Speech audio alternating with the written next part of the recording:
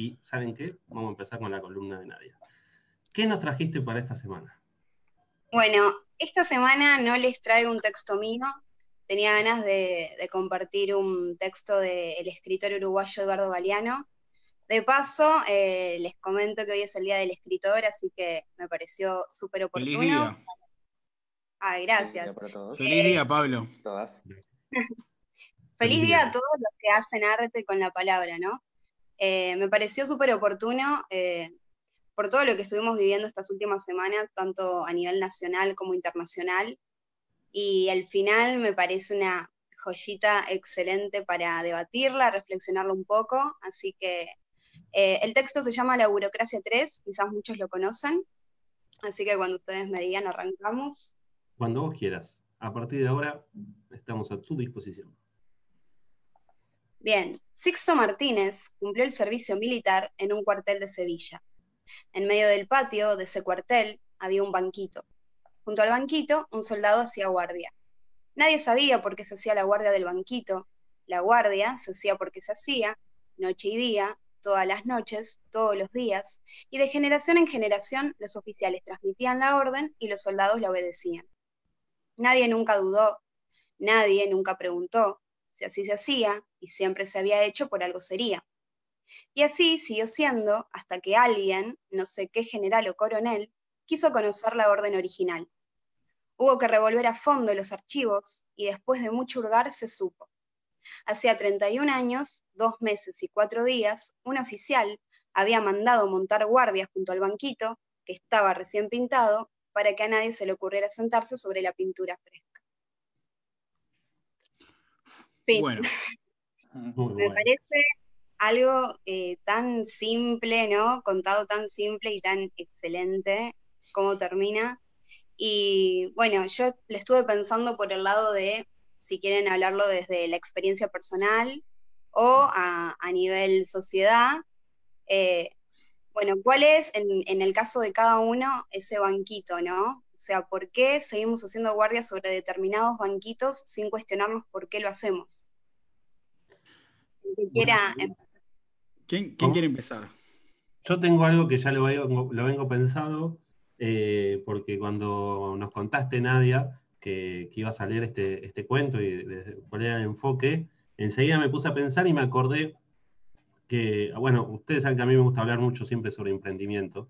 Y cuando yo empecé a asesorar a las personas que trabajan, a los dueños de negocio, a los dueños de pymes por lo general, yo siempre veía que repetían ciertas cosas que las hacían así porque toda la vida los negocios se hizo así, pero podían facilitar procesos, podían aumentar la rentabilidad, hacer que la gente trabaje menos y gane más, y no la estaban haciendo.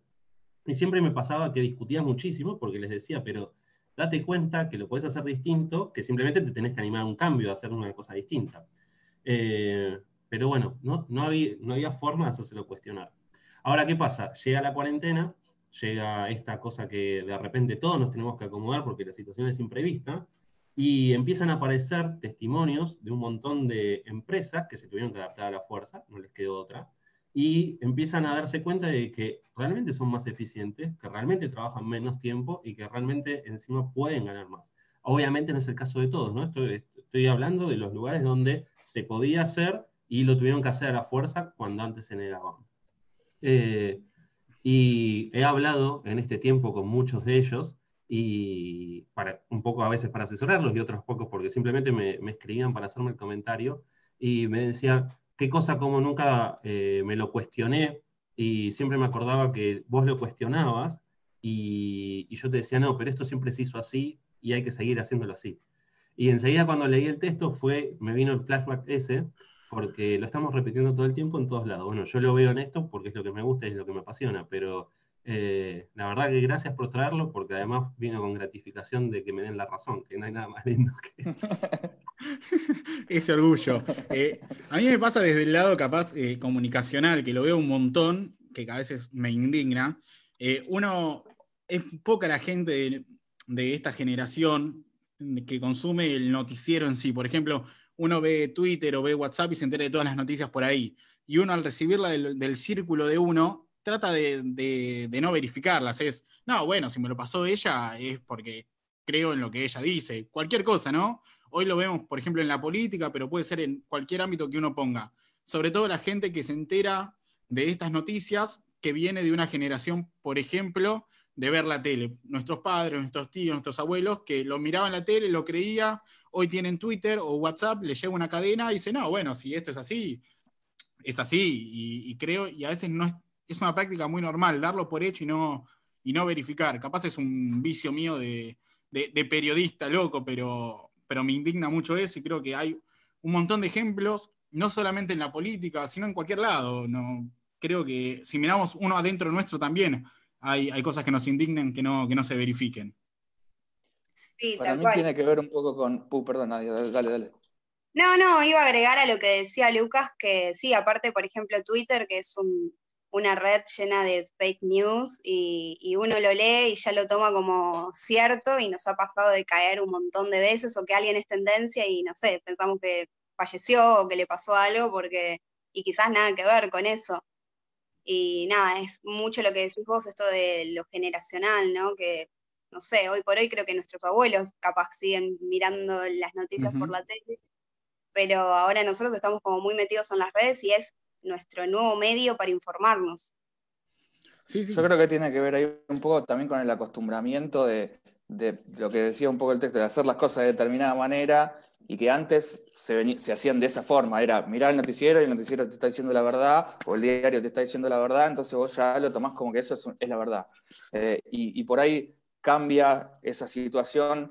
Yo no sé si es tanto generacional, sino con que te pase algo que haga que cambies esa forma de ver las noticias. Y entonces vos te das cuenta, a nosotros nos pasó un poco con Cromañón esto, de que, nada, se decían un montón de cosas en la tele, y había un montón de gente que creía en eso que se decía. Y yo, si no hubiera estado por ahí, también creía en eso.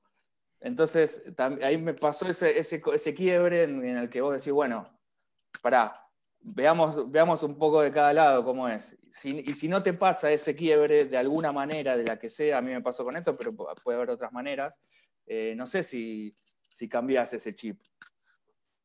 Sí, tal cual, totalmente. Y bueno, vos lo viviste desde la manera personal que lo viste y cómo se maneja, ¿no? La información, es terrible. Mm. Lo mío venía también un poco por ese lado, lo relacioné un poco con mi profesión, ¿no? Como que el periodista va en busca de la verdad, entre muchas comillas, porque sabemos que hay tantas verdades como perspectivas hay de las distintas personas, ¿no? Pero nada, una característica del periodista es poder relatar un hecho y que, nada, sea lo más objetivo posible. Así que nada, siento como que esto de cuestionarme cosas es algo que me acompaña todos los días, lo vivo desde muy chica, y yo en lo personal lo había pensado, ¿no? Por el tema de los mandatos, ¿no? O sea, cuando era chica me habían incrustado el chip de, bueno, terminas el colegio, estudias una carrera, después te casás con un hombre, porque encima era eso, enamorarte de un hombre, no de una persona, ¿no? Con un hombre, tenés hijos y ahí tenés la vida completa. O sea, y quizás necesito casarme para tener hijos, o quiero tener hijos. O ¿Por sea, es qué, como, no? Quiero hacerlo claro, con un hombre. no, y por suerte veo que tanto a nivel nacional como mundial eso se abrió un montón, esa concepción quedó lejísimos, y nada, nos dimos cuenta de que podemos sentirnos completos como personas de millones de otras maneras y no necesariamente siguiendo el paso a paso de la vida perfecta y de la familia y de casarnos y de tener hijos. Sí, es un lindo texto el que trajiste, porque bueno, además de que es de alguien a quien quiero y admiro mucho y me acompaña en muchos momentos, eh, te invita a la reflexión desde un montón de lugares. Eh, Sí, y enseguida te empiezas a dar cuenta de que sí, hay un montón de cosas que ya está. No hay que hacerlas más, no hay que empezar a cuestionarlas, aunque sea. Pues por el simple hecho de tratar de evolucionar. Si el cuestionamiento deriva en que eso que se estaba haciendo así tiene que seguir siendo hecho así, fantástico, pero si se cuestiona, ya podemos tener una verdad más amplia de la que empezó. si no se cuestiona, seguimos medio chato. Los tiempos están cambiando, creo, estamos todos de acuerdo. Y también un poco depende de nosotros que sigan cambiando. Y para eso me parece que tenemos que seguir cuestionando las cosas. Excelente. De acuerdo. Bueno, me alegro que les haya gustado el texto. Nada, a mí lo leí hace poco y me pareció una joyita que tenía que entrar en algún momento porque me pareció excelente. Así que bueno. Gracias. Nada, y estaría bueno que la gente también, si quiere comentar cuáles son esos banquitos que siguen custodiando y que todavía no se animaron a cuestionar por qué siguen haciendo esas cosas, estaría bueno que si la gente lo quiere compartir. Los leemos. Dale, me encanta la propuesta y la consigna. Mira, acá justo tenemos una. Mati dice, hay que cuestionarse absolutamente todo porque aprendemos de gente imperfecta. Muy bueno, muy buena lo que tiraste. Bien, muy bueno. Sí, así que se están sumando y seguramente escriban en un ratito más. Bueno, gracias por Bueno, la columna de esta semana y nos vemos la próxima vez, que no sabemos cuándo va a ser, pero estamos convencidos que será. bueno, muchas gracias, chicos. Nos vemos la próxima. Un beso Saludos. y un abrazo grande. Buena- Éxitos en el programa.